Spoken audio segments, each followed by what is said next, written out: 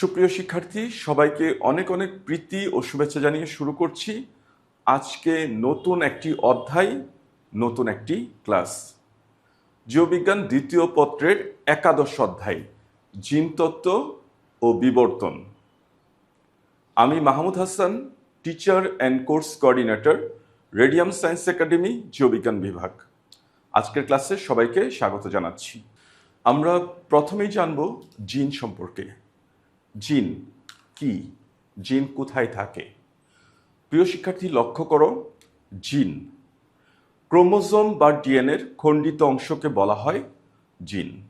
আমি আবারও বলছি, ক্রোমোজোম বা আরও সূক্ষ্মভাবে বললে ডিএনএ, এর ভিতরে তার খণ্ডিত অংশকে বলা হয় জিন, যার মধ্যে জীবের একটি চারিত্রিক বৈশিষ্ট্য নিহিত থাকে।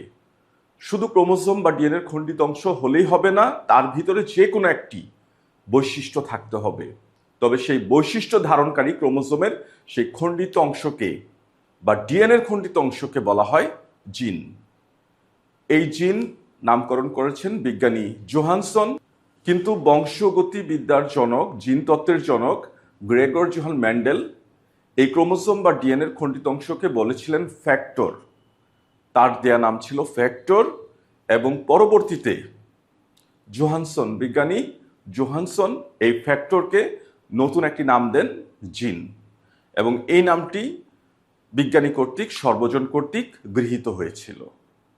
যখনই জিন তত্ত্বের কথা বললাম, তখনই একটা নাম চলে এসেছিল যাকে বলা হয় জিন তত্ত্বের জনক, জিন তত্ত্বের সাথে যার নাম ওতপ্রোতভাবে জড়িত, গ্রেগর জোহান মেন্ডেল।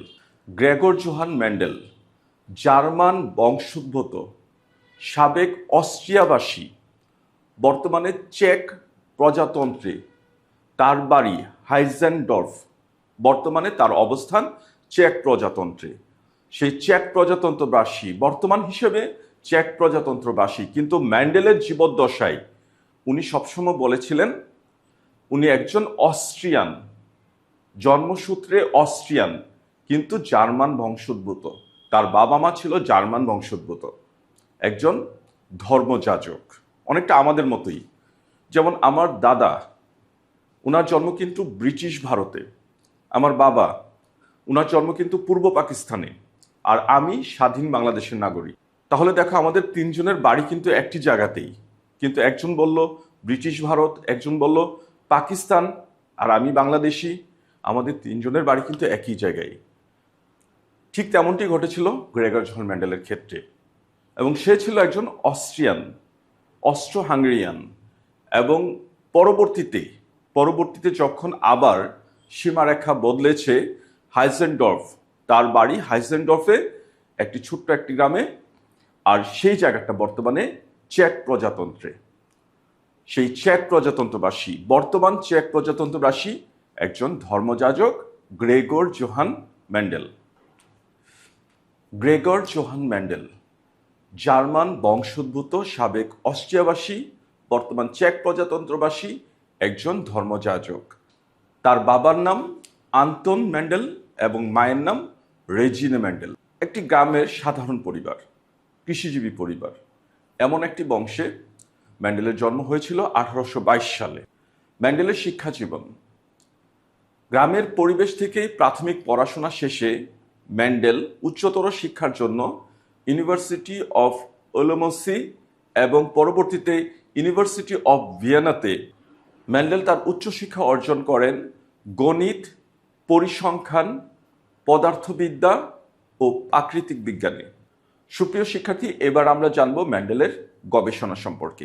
মেন্ডেলের গবেষণা, মেন্ডেলের সূত্রসহ যাবতীয় গবেষণাকর্ম এবং গবেষণাকর্মের প্রাপ্ত ফলাফল 1865 সালে এক্সপেরিমেন্ট অন প্লান্ট হাইব্রিডাইজেশন শিরোনামে সেই সময় অস্ট্রিয়ার একটি বিখ্যাত গবেষণা প্রতিষ্ঠান ন্যাচারাল হিস্ট্রি সোসাইটি অব বোনে জমা দেন। পরবর্তীতে তার ঠিক 1 বছর পরে 1866 সালে সেই ন্যাচারাল হিস্ট্রি সোসাইটি অব বোনের বিশেষ জার্নালে তার গবেষণার যাবতীয় ফলাফল, তার সূত্রসহ সামগ্রিক তথ্য প্রকাশ করেন। ম্যান্ডেলের ব্যর্থতা। হ্যাঁ, কথা সত্যি, ম্যান্ডেল তার যাবতীয় কর্মকাণ্ড জার্নালে প্রকাশ করেও উনি ব্যর্থ হয়েছিলেন। উনি তার সামগ্রিক গবেষণা কর্মকাণ্ড জনসম্মুখে তুলে ধরতে পারেনি। বিজ্ঞানী সমাজের সামনে তার এই তথ্যগুলো উপস্থাপন করতে সে ব্যর্থ হয়েছিল। আসলে উনি তো ছিলেন একজন স্বশিক্ষিত বিজ্ঞানী। বায়োলজি সম্পর্কে ওনার তেমন কোনো বিশদ ধারণা ছিল না। উনি পড়েছিলেন গণিতে, পদার্থবিজ্ঞান, পরিসংখ্যানে, আবার সাথে স্কুলের বাচ্চাদেরকে গণিত আর পরিসংখ্যান পড়াতেন, এবং গ্রেগর উপাধিপ্রাপ্ত একজন ধর্মযাজক ছিলেন উনি, যার সাথে দূর দূর পর্যন্ত বায়োলজির কোনো সম্পর্ক নাই। জিন তত্ত্ব ওই সময় ছিল একদম সম্পূর্ণ নতুন একটি বিষয়। এই জন্য ম্যান্ডেল তার যাবতীয় তথ্য জনসম্মুখে বিজ্ঞানী সমাজে বোঝাতে ব্যর্থ হয়েছিলেন।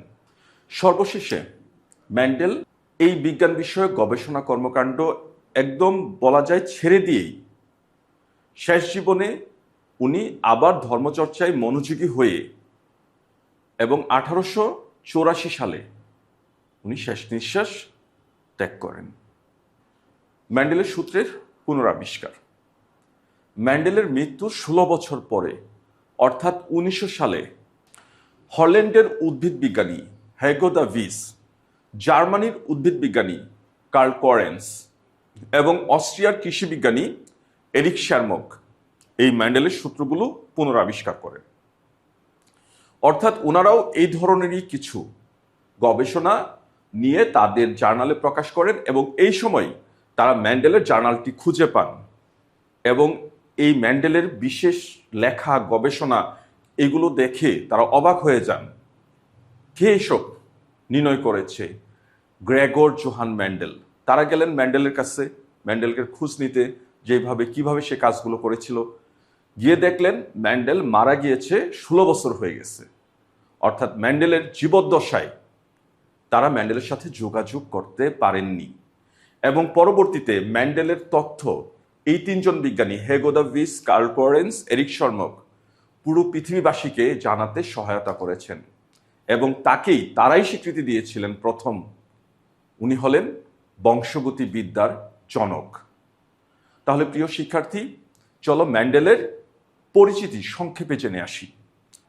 গ্রেগর জোহান ম্যান্ডেল অস্ট্রিয়াবাসী একজন ধর্মযাজক। আমি কিন্তু কখনো বলি নাই ম্যান্ডেল একজন বিজ্ঞানী। অস্ট্রিয়াবাসী একজন ধর্মযাজক ও বংশগতি বিদ্যার জনক। তাহলে চলো প্রথম থেকে শুরু করি। ম্যান্ডেল ছিলেন অস্ট্রিয়াবাসী একজন ধর্মযাজক ও বংশগতি বিদ্যার জনক, যার জন্ম 1822 সালে।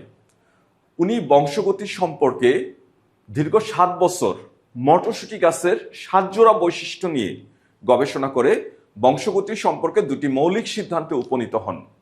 পরবর্তীতে এই মৌলিক সিদ্ধান্তগুলোকে বলা হয় ম্যান্ডেলের সূত্র।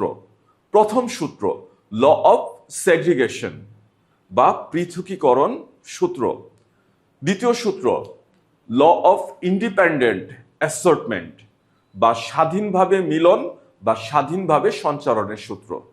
তার এই যুগান্তকারী আবিষ্কারের জন্য তাকে স্বীকৃতি দেওয়া হয় বংশগতি বিদ্যার জনক হিসাবে। 1884 খ্রিস্টাব্দে উনি মারা যান, এবং তার মারা যাওয়ার 16 বছর পরে 1900 সালে তার সূত্রগুলো পুনরাবিষ্কার হয়। তাহলে প্রিয় শিক্ষার্থী, এই ছিল ম্যান্ডেলের পরিচিতি। আমরা পরবর্তী ক্লাসে ম্যান্ডেলের সূত্র সম্পর্কে বিস্তারিতভাবে বিশদভাবে আমরা জানতে থাকব। সবাইকে সাথে থাকার জন্য এবং পরবর্তী ক্লাসগুলো কন্টিনিউ করার জন্য আবারও শুভেচ্ছা ও আহ্বান জানিয়ে আজকের ক্লাস শেষ করছি। সবাইকে ধন্যবাদ।